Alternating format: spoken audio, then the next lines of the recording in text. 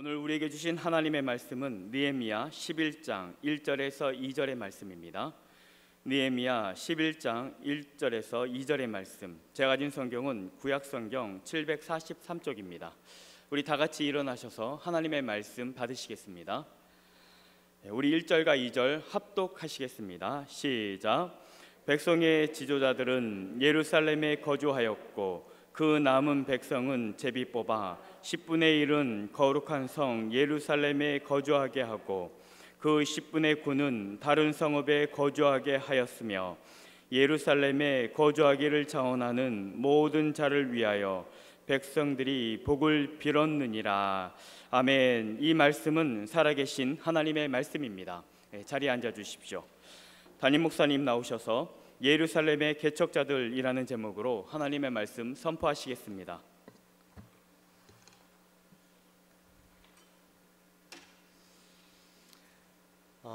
광고를 좀 하도록 하겠습니다. 우리 광고에도 나오긴 했지만 이번 주 화요일부터 우리가 그 새벽 예배를요 다시 드립니다.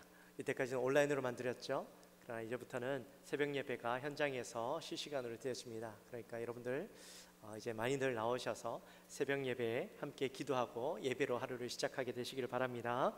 내일은 첫날 예배지만 온라인으로 드립니다. 내일만 그렇게 하고요. 모레부터는 현장으로 드립니다. 그리고 우리가 계속해서 그 온라인 부흥회를 하고 있습니다. 금요일마다. 이제 이번 주가 마지막이에요. 이번 주가 마지막입니다. 여러분들 많이들 참석하셔서 우리가 꼭 큰 은혜 계속해서 누리기 바랍니다. 그리고 오늘부터 사랑방장 모임이 현장에서 진행됩니다. 2층 비전홀에서 되니까 예배 끝나자마자 바로 2층으로 모여주시면 돼요. 도망가지 마십시오. 이제 온라인으로 안 하니까 혹시라도 또 2시에 줌 켰는데 안 돼요 하지 마시고 오늘 예배 마치자마자 바로 2층 비전홀에서 꼭 모이셔서 함께 우리 사랑방장 모임을 할 수 있었으면 좋겠습니다. 또 오늘 광고가 많아요. 온라인 바자회가 있습니다. 우리 여전도에서 주최하는 온라인 바자회가 이번 주 토요일까지 있는데 이번에는 이렇게 물품을 내놓고 파는 게 아니라 미리 주문을 받습니다.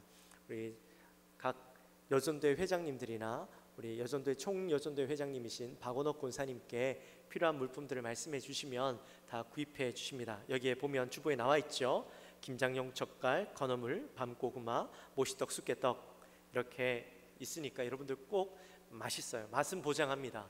제가 보장하는 건 아니고 여전도에서 보장합니다. 그렇죠? 네, 뭐 저는 잘 모르니까요. 네, 여전도에서 보장을 하니까 여러분들 많이들 구입하시고 좋은 것들입니다. 좋은데 또 쓰는 물품들이니까 많이들 구입해 주시고 또 있어요. 노인군포복지관에서 하는 랜선 바자회가 있습니다.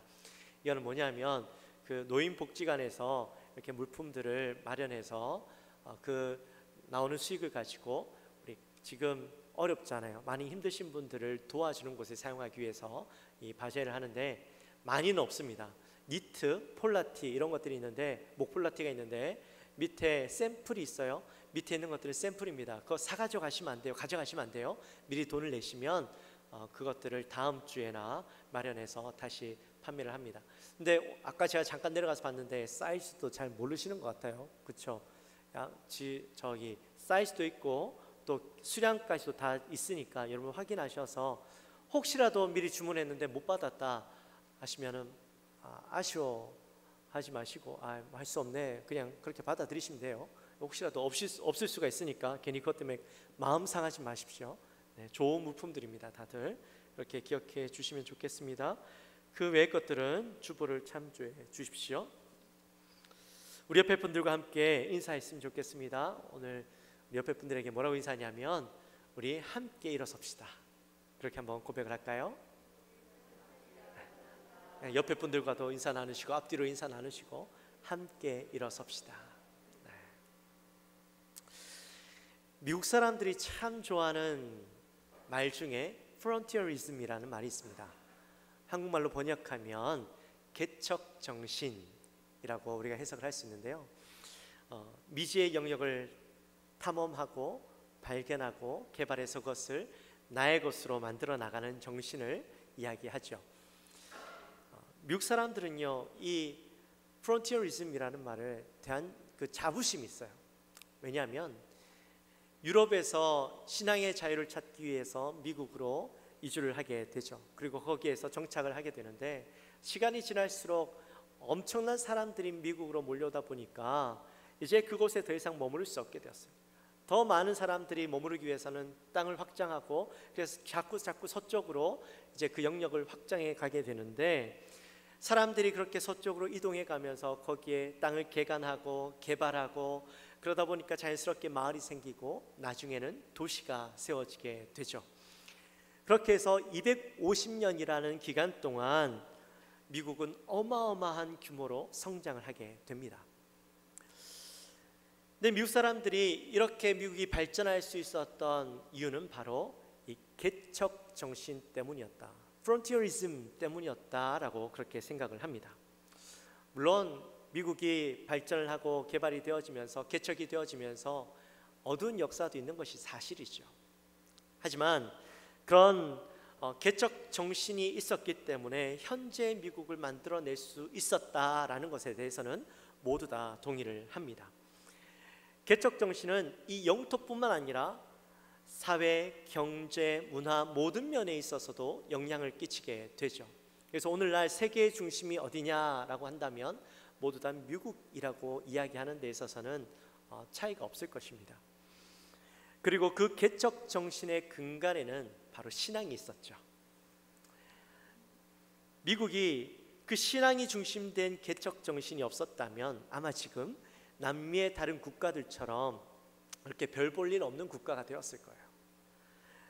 그래서 저는요, 개척 정신이라는 것은 그리스도인들에게 매우 잘 어울리는 표현이다, 그리스도인들을 대표할 만한 그런 정신이다라고 생각을 하기도 합니다.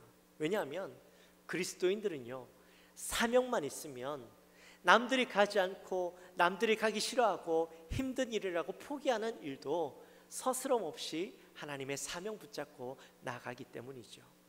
우리 선교사님들 보면 그렇잖아요. 남들이 가기 싫어하고 머무르기 싫어하는 땅이랄지라도 복음 하나 때문에 그 땅을 거침없이 찾아갑니다.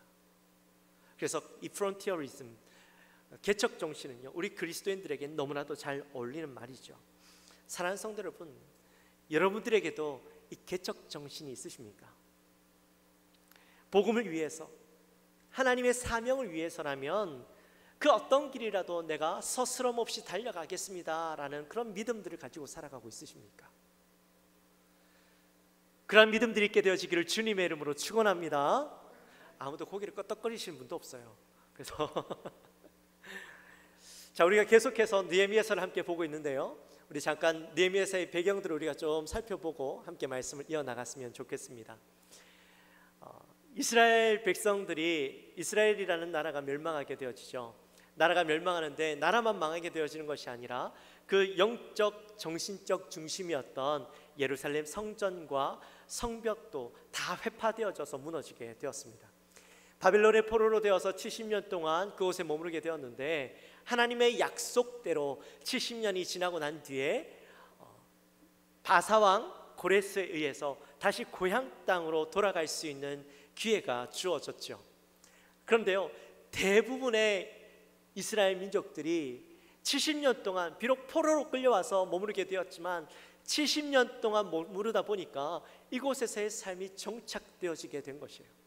그러니 다시 고향 땅으로 돌아갈래? 그랬더니 거의 대부분의 사람들이 돌아가지 않겠다고, 내가 여기에 머무르겠다라고 이야기를 했어요. 그 중에 일부의 사람들만, 1차 때는 약 5만 명의 사람들만 고향 땅으로 돌아가겠다라고 이야기하죠. 옛 예루살렘의 영광을 회복하고 예루살렘 성전을 재건하겠다라는 그 사명 하나 가지고 자기가 이때까지 만들어 놓았던 그런 안정되어진 삶들을 포기하고 예루살렘으로, 고향으로 돌아갔던 것입니다. 그렇게 해서 고향으로 돌아갔지만 모든 것들이 평탄하지 않았죠. 쉽지 않았어요.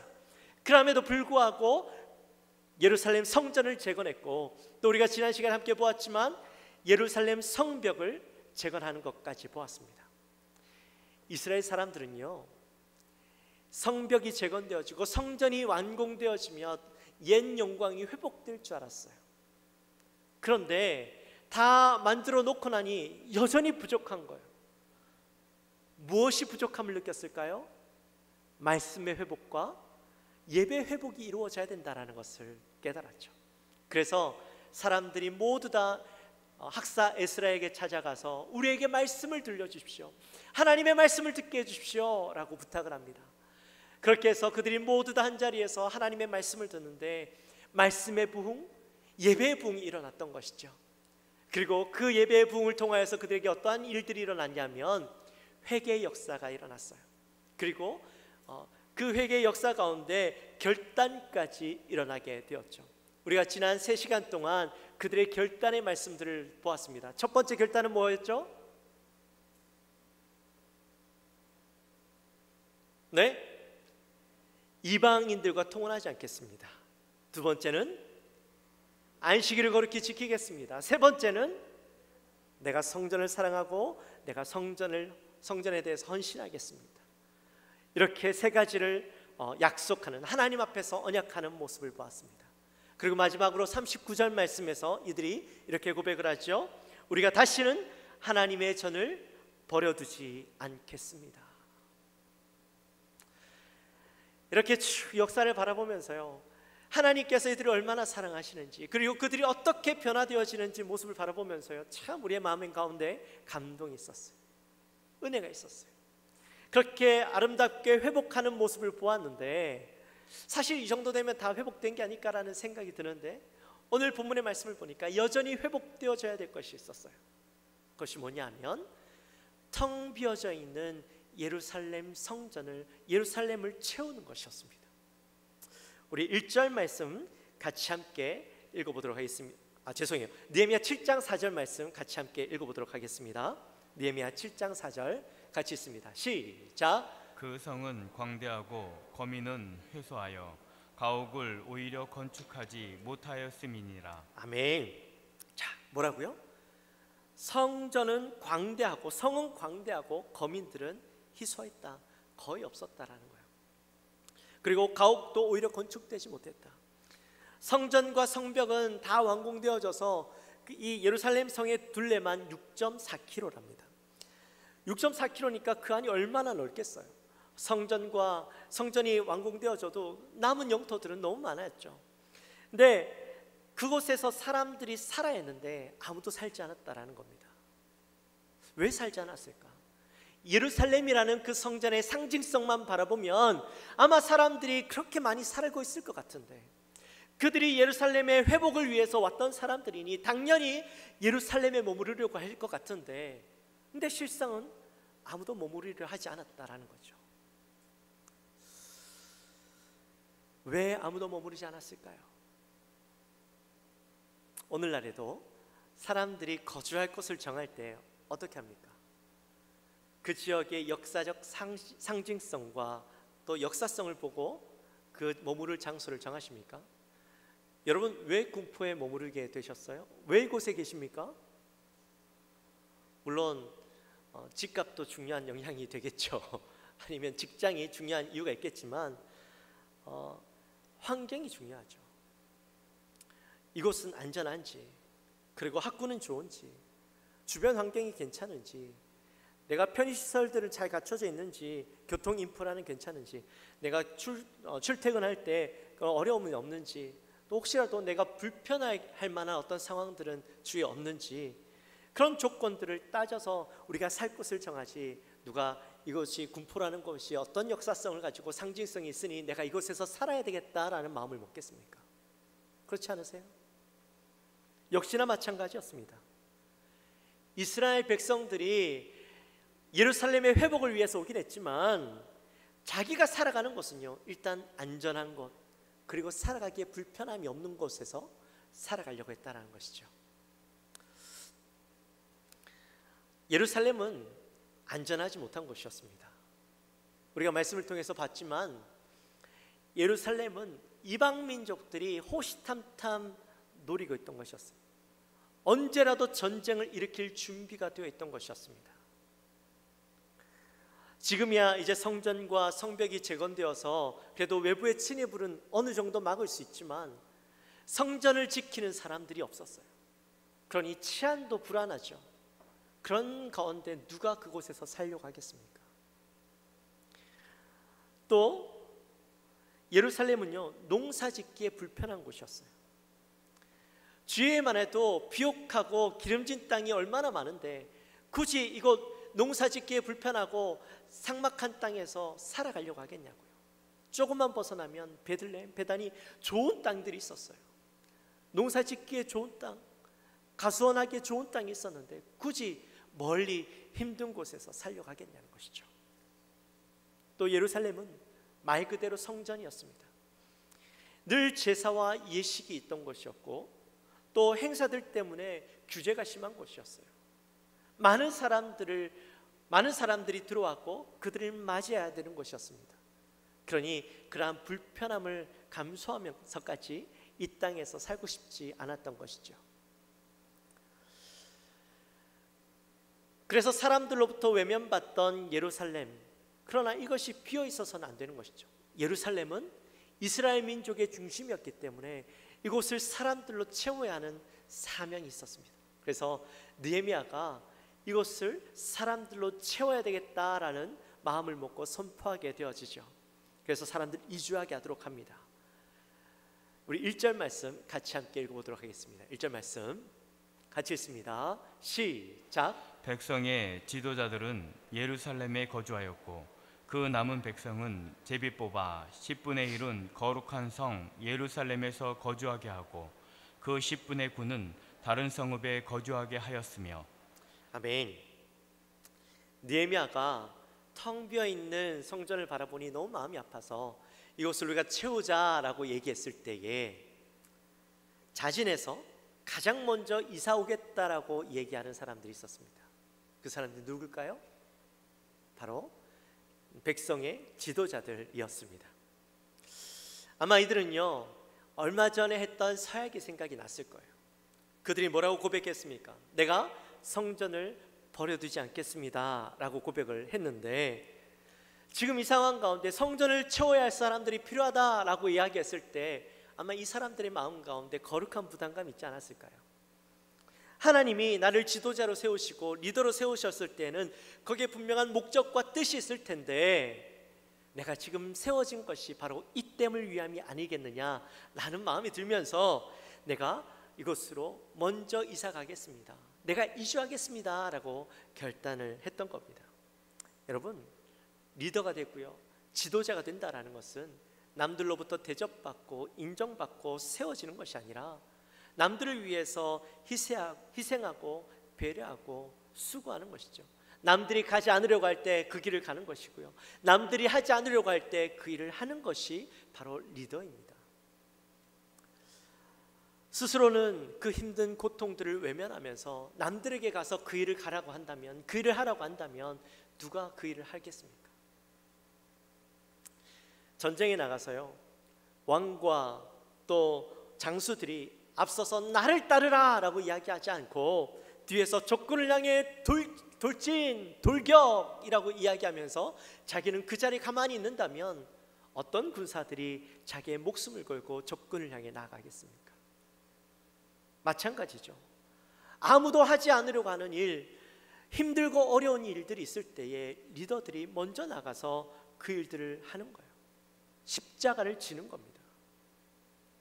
앞서 하나님 앞에 서약할 때도 이 서약을 할 때 지도자들이 먼저 자신의 도장을 찍었죠. 내가 이렇게 살겠습니다라고 서약을 할 때에 다른 백성들도 그 일에 함께 동참을 했습니다. 예루살렘의 변화와 또 안정을 위해서라면 지금도 리더들이, 지도자들이 솔선수범해야 될 때였던 것이죠. 그래서 그들이 먼저 주님 앞에 예루살렘으로 이사하겠다라고 헌신했던 것입니다. 오늘날도 마찬가지죠. 오늘날 교회도요, 중직자로 많은 분들이 세워졌습니다. 우리가 중직자로 세워진다라는 것이 내가 잘해서 인정받고 존경받을 만해서 내가 사람들로부터 섬김을 받기 위해서 세워지는 것이 아니죠. 교회 중직자로 세워진다라는 것은 섬기기 위해서, 또 사람들을 인정해 주기 위해서, 힘들고 어렵지만 다른 성도들보다 모범이 되어지고 또 어려운 일들을 내가 먼저 낯설 때에 그들을 이끄는 역할들을 하기 위해서 우리가 중직자로 세워지는 것입니다. 중직자들이 먼저 헌신하고 수고하고 섬긴다면 다른 성도들이 그 길을 따라가지 않겠습니까? 바로 지금 리더들이 아무도 그곳으로 가지 않으려고 할 때에 그들이 먼저 가서 힘들고 어렵고 불편하지만 내가 가겠습니다 라고 헌신되이 나왔던 것입니다. 그 다음은 백성들 중에 제비를 뽑아서 10분의 1을 이주하게 하죠. 여러분, 제비 뽑기라고 하면 여러분들 머릿속에 어떤 생각이 드십니까? 운 또는 요행이라는 생각이 들지 않으십니까? 네, 성경에 보면 이 제비 뽑기가 매우 중요한 선택을 할 때에 종종 사용되어지는 것을 보게 됩니다. 우리 성경에 보면 이스라엘 백성들이 출애굽하고 이제 가나안 땅에 들어가게 되는데, 가나안 땅에 가서 어떤 땅을 우리 민족을 차지할 것이냐, 우리 지파가 차지할 것이냐를 놓고 제비 뽑기를 하게 되어지죠. 또 아간이 범죄하였을 때 누가 범죄해서 누구의 죄 때문에 우리가 이런 어려움을 당하고 있는가, 그것을 알기 위해서 제비를 뽑았습니다. 신약에서도 가룟 유다가 죽고 이제 12사도를 채워야 되는데, 12번째 사도를 채워야 되는데, 그 사도를 채우는 일, 마띠아를 뽑을 때에도 이 제비 뽑기를 해서 마지막 사도를 정했던 것이죠. 성경에서는 이처럼 하나님의 방법, 하나님의 뜻, 하나님의 선택을 가장 확실하게 알 수 있는 방법으로 바로 이 제비 뽑기를 사용했던 것을 보게 됩니다. 잠언 16장 33절 말씀에 보면 이런 말씀이 있어요. 사람이 제비는 뽑으나 이를 작정하기는 여호와께 있다. 이 말이 무슨 말일까요? 사람이 제비를 뽑지만 그 일을 작정하신 분은 하나님이시다. 제비 뽑는 일 가운데 이 일들을 누가 주장하신다? 누가 주관하신다? 하나님이 주관하신다라는 겁니다. 그러니 뽑는 것이 그냥 뽑아지는 것이 아니라는 거예요. 예루살렘에 거주할 사람들을 뽑을 때도요, 제비를 뽑았습니다. 10대 1의 경쟁력을 뚫고 선택되어졌어요. 여러분, 선택된 사람들의 마음은 어땠을까요? 아유, 재수가 없었네, 재수에 못 붙었네, 이런 말 해도 되는지 모르겠어요. 이런 마음이 들지 않을까요? 아마 그런 마음이 분명히 드는 사람들도 있었을 거예요. 살고 싶지 않은데 살아야 되니까 얼마나 불편하겠어요.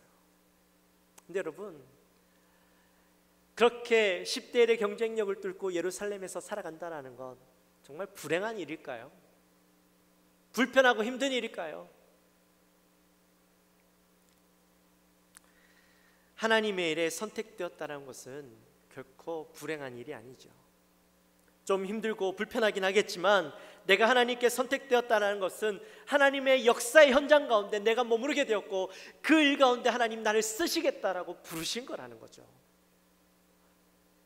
내 생각과 내 마음은 맞지 않다 할지라도 내가 그곳에 하나님의 역사의 현장에 있으면 하나님이 나를 들어 쓰시고 나를 통하여서 하나님의 놀라운 복을 경험하게 하신다라는 겁니다. 내가 하나님 앞에 쓰임받을 수 있는 것이 복이죠.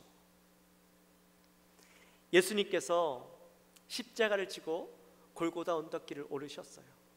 근데 예수님 너무나도 힘이 빠지고 힘이 없으니까 옆에 그 예수님의 올라가는 길을 보고 있던, 구경하고 있던 구레네 사람 시몬을 병정이 불러서 십자가를 대신 지게 합니다. 여러분, 구레네 시몬이 얼마나 억울했겠습니까? 나는 죄 지은 것도 없고 십자가는요 저주의 상징이었어요. 내가 그 십자가를 칠 이유가 없음에도 불구하고 그 십자가를 진다라는 건요 억울했겠죠. 불편했겠죠. 마음이 힘들었겠죠. 그런데 구레네 사람 시몬의 인생이 그것 때문에 저주를 받았을까요? 축복을 받았을까요? 복을 받았죠. 나중에 초대교회에서요 그가 이 십자가를 짐으로 예수 그리스도를 깨닫게 되어지고 예수 그리스도를 만나고 초대교회 가운데 귀하게 쓰임받는 사역자로 그의 이름을 남기게 되어집니다. 하나님께서 아브라함에게 너는 너의 본토 친척 아비의 집을 떠나 내가 내게 명하는 땅으로 가라라고 말씀하셨을 때 아브라함의 마음은 어땠을까요? 불편했겠죠. 가고 싶지 않았겠죠.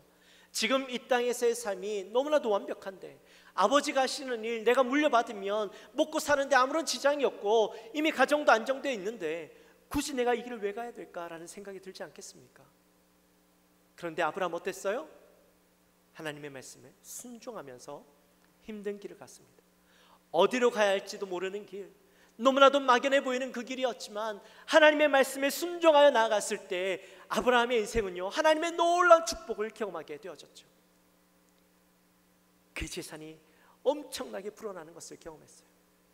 하나님께서 그를 향하여서 하늘의 별과 같이 바다의 모래같이 내가 너에게 후손들을 허락해 주겠다라는 약속을 받았어요. 그리고 그 인생 가운데 하나님과 늘 동행하는 삶을 살았다고 하나님이 그를 친구라고 불러주시는 놀라운 은혜를 경험했습니다. 이처럼 하나님의 일에 선택되어서 사용되어진다는 것은 불행한 일이 아니에요. 좀 힘들고 어렵더라도 불편하더라도 내 희생이 요구된다 할지라도 내가 하나님의 일에 쓰임받을 수만 있다면 그 인생은요, 복된 인생인 것이죠.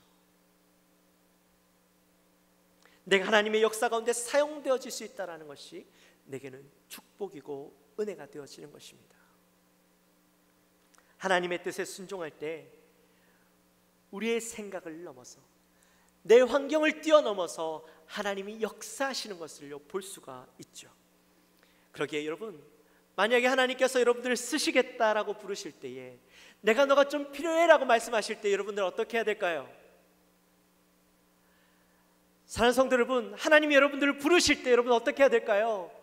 내가 너 필요해, 내가 너 좀 쓸게 라고 말씀하신다면 주님, 내가 여기 있습니다, 나를 써주십시오, 나를 사용하여 주십시오 라고 순종하며 나가야 되지 않겠습니까? 여러분, 그렇게 되어지시기를 주님의 이름으로 축원합니다. 그렇게 되어지시기를 주님의 이름으로 축원합니다. 아멘. 그리고 마지막으로는요, 자원하는 자가 있었습니다. 이 사람들은 굳이 예루살렘으로 이사 오지 않아도 되는 사람들이었어요. 이미 하나님께서 이스라엘 백성들 중에서 10분의 1을 뽑으셔서 이곳에 머무르도록 말씀하셨어요. 이들은 리더도 아니었기 때문에 그들 마음 가운데 책임감을 가질 필요도 없었어요. 내가 솔선수범해야 되지 않겠느냐 하는 마음을 가질 필요도 없었어요. 그런데도 불구하고 이들은 자신에서 내가 힘들고 어렵지만 내가 예루살렘으로 이사 오겠습니다, 내가 이곳에 머무르겠습니다 라고 이야기했던 사람들이죠. 사랑하는 성도 여러분, 그거 아십니까? 하나님이 가장 기뻐하시는 사람, 하나님이 가장 기뻐하시는 사람은 어떤 사람이냐? 바로 자신에서 자원하는 자들입니다. 시편 51편 12절 말씀에 보면 주의 구원의 즐거움을 내게 회복시키시고 자원하는 심령을 주사 나를 붙드소서라고 다윗이 고백하는 모습을 보게 됩니다. 어떤 인생은요, 억지로 끌려가는 인생이 있어요. 또 어떤 인생은 그렇게 하나님이 내모시는데도 불구하고요, 끝까지 버티다가 이제 낭떠러지에 탁 있을 때, 내가 죽게 되었을 때 그때 하나님 앞에 손드는 사람도 있어요. 네, 그런 인생보다 하나님께서 날 부르시지 않으셨지만 내가 하나님 앞에 쓰임받기 원하고 하나님이 나를 필요로 하실 것 같으면 자원하여서 하나님, 나 여기 있습니다, 나를 써주세요, 그렇게 이야기하는 자를 하나님이 더 기뻐하신다는 거죠. 그렇게 자원하여서 나가는 자를 하나님 결코 외면하지 않으십니다. 우리가 금요일마다 고 이돈 장로님의 부흥 집회에 참석하고 있죠. 계속해서 우리가 은혜를 받고 있는데 지난 시간에는요, 참 은혜가 되었어요. 제가 사실 한 3번, 4번 정도 이 말씀을 봤는데도 불구하고 볼 때마다 은혜가 있어요. The Grace Story, 은혜 이야기. 이 장로님이, 고 이돈 장로님이 주를 위해서 살겠다고 자신의 인생을 헌신했던 사람이었습니다. 아낌없이 자기가 가지고 있는 모든 것을 선교를 위해서 바쳤고, 또 좋은 것이 있으면 늘 하나님께 먼저 드리는 인생이었어요. 그런 인생 가운데, 복음을 위해서 살아가던 인생 가운데 딸이 교통사고를 당하게 되어서 죽게 되었을 때에, 하나님, 내가 이때까지 하나님의 영광을 위해서 살지 않았습니까? 하나님을 위해서 살아가지 않았습니까? 내가 복음을 위해서 살아가지 않았습니까? 내가 하나님을 위해서 모든 것을 포기하고 살지 않았습니까? 내가 하나님께 다 드리지 않았습니까? 이제 하나님, 나 좀 도와주십시오. 하나님, 이제 나 좀 도와주십시오. 그렇게 말씀하시는데 그 말씀이 제게 얼마나 와닿는지 몰라요. 여러분, 여러분들에게 어려움이 생기시면 어떡합니까? 여러분들에게 힘든 문제가 생겼고 여러분들이 해결할 수 없는 문제가 생겼을 때 여러분들 어떡하세요? 하나님 앞에 공수표 날리지 않으세요? 하나님, 이번에 하나님 날 도와주시면 내가 하나님의 영광을 위해서 살겠습니다. 하나님 원하시는 건 내가 다 드리겠습니다. 하나님 이번만큼 날 도와주시면 내가 주를 위해서 살겠습니다. 여러분, 그렇게 공수표 날리지 않으세요? 그런데 하나님 앞에 공수표 날리는 인생과 보증수표 날리는 인생은요, 차이가 날 수밖에 없어요. 하나님, 내가 이때까지 주를 위해서 살지 않았습니까? 내 모든 건, 내 좋은 것 주님께 다 드리지 않았습니까? 그러니 지금 내가 이 어려움 속에 있는데 하나님, 이제 하나님 나 도와주셔야 되지 않겠어요? 하나님, 나 좀 도와주세요. 하나님, 나 외면하시면 안 되는 것 아닙니까? 나 좀 도와주세요. 당당하게 이야기할 수 있는 인생, 하나님이 그 인생은요 결코 외면하지 못하시는 거죠. 도와주지 않으실 수가 없는 거예요. 여러분, 우리가 그런 인생 되어야 되지 않겠습니까? 하나님 앞에 자신해서 순종하고 헌신하고 우리의 인생을 내어 맡겨 드릴 때에 하나님이 우리를 결코 외면하지 못하시게 만드는 인생이 되어야 되지 않겠습니까? 이제 말씀을 마칩니다. 오늘 우리가요, 비어있는 예루살렘을 채우기 위해서 성도들이 헌신하고 또 순종하고 자원하는 자들의 모습을 보았어요.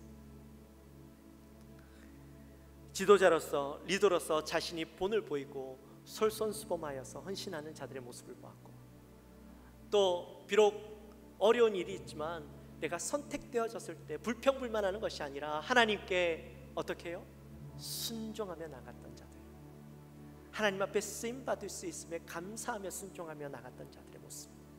또 마지막으로, 날 부르지 않으셨지만 내가 하나님의 일을 위해서라면 내가 쓰임받기 원합니다, 내가 주님 앞에 쓰임받겠습니다, 헌신하겠습니다 라고 자진하여서 나가는 자들의 모습을 보았어요. 하나님이 이들을 얼마나 기뻐하셨겠어요. 사랑하는 성도 여러분, 오늘날에도 하나님은 여전히 이들처럼 자진하여서 헌신하고 순종하고 나아가는 자들을 하나님 찾고 계셔요. 지금도 하나님의 일을 감당하기에 얼마나 많은 일들이 필요한데, 일이 있는데, 이곳에 쓰임받을 자들이 얼마나 필요한데, 여러분 어떡하시겠어요? 사랑하는 성도 여러분, 지금 여러분들을 부르시고 계셔요. 날 위해서 희생하지 않겠니? 날 위해서 순종하지 않겠니? 날 위해서 헌신하지 않겠니? 주님 부르실 때에 우리 사랑하는 영광교회 모든 성도님들은, 주님, 내가 여기 있습니다. 남들이 가지 않으려고 할 때 내가 그 길 가겠습니다. 남들이 외면한다고 할 때 내가 그 길 가겠습니다. 주님, 내가 주님을 섬기겠습니다. 그렇게 고백하는 저와 여러분이 되어주시기를 주님의 이름으로 축원합니다. 그리고 그렇게 할 때에 여러분의 삶을 통하여 하나님 놀라운 역사가 일어납니다. 하나님이 여러분을 들어 쓰실 때에 놀라운 기적 같은 일들을 경험하실 텐데, 그 기적의 현장 가운데 머무르는 저와 여러분이 되어주시기를 주님의 이름으로 축원합니다. 우리 시간 함께 찬양하며 나갑시다. 주님, 내가 여기 있습니다. 나를 보내주십시오. 주님, 내가 여기 있습니다. 나를 써주십시오. 내 가진 것 모두 다 드립니다. 주님, 나의 마음, 나의 몸 모두 다 주님 앞에 드립니다. 나를 주님 써주십시오. 고백하며 나갑시다. 주님, 내가 여기 있사오니 나를 보내소서. 나의 마음, 나의 몸 주께 드리오니 주 받으옵소서.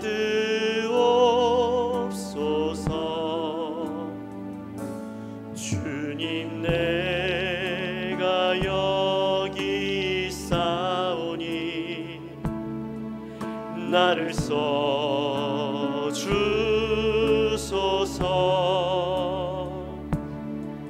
가진 것 모두 다 주께 드리오니 주 받으옵소서.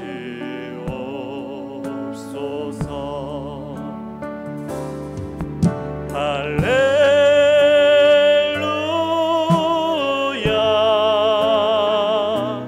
할렐루야,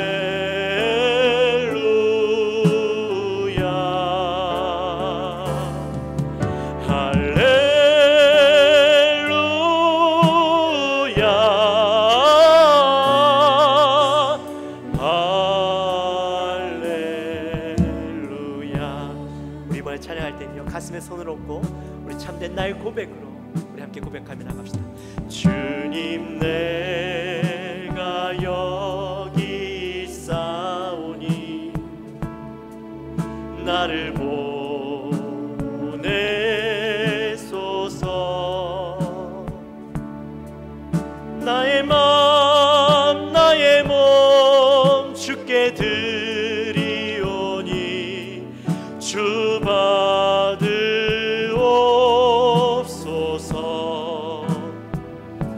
주님, 내가 여기 있사오니 나를 써주소서. 나를 써주소서. 가진 것 모두 다 주께 드리오니 주 받으옵소서. 우리 두 손 높이 들고 할렐루야, 할렐루야,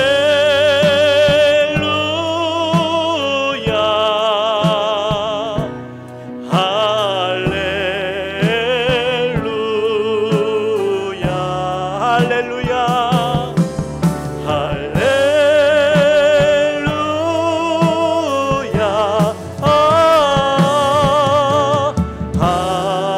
다시 한번 고백하며 나갑시다. 할렐루야, 주님을 찬양합니다. 할렐루야, 우리의 삶을 통하여 할렐루야, 주님 우리를 받아 주옵소서.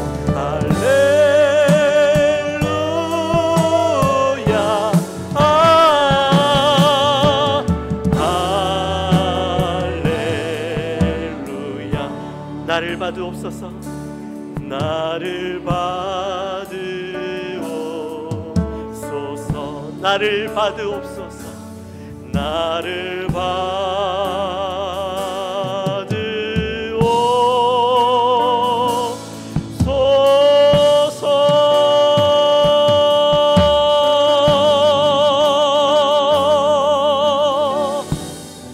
할렐루야. 우리 함께 기도하며 나갑시다.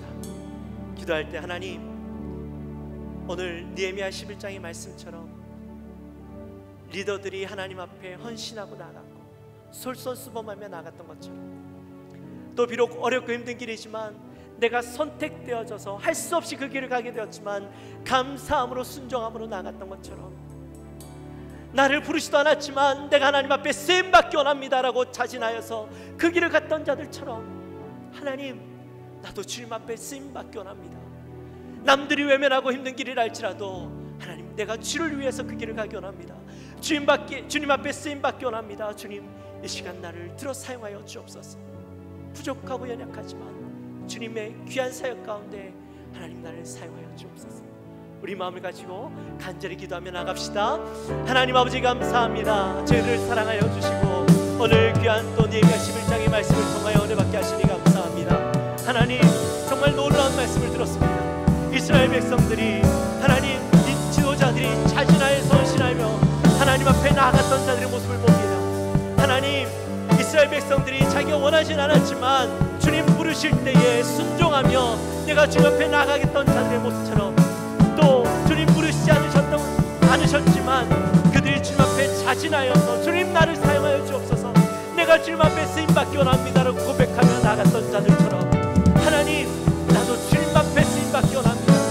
하나님 나를 부르실 때 내가 순종하며 나가게 하시고 주님 나를 주님 세우셨는데 이때가 나를 쓰시기 위함이 아닙니까 라고 고백하며 헌신하며 나가게 하시고 주님 나를 주님 앞에 온전히 내어 맡기며 어떤 상황과 환경 가운데서도 내가 주님 앞에 쓰임받기 원합니다라고 고백하며 나가는 자들이 나의 모습이 되게 하여 주옵소서. 우리 영광교회 모든 성도님들의 모습이 되게 하여 주옵소서.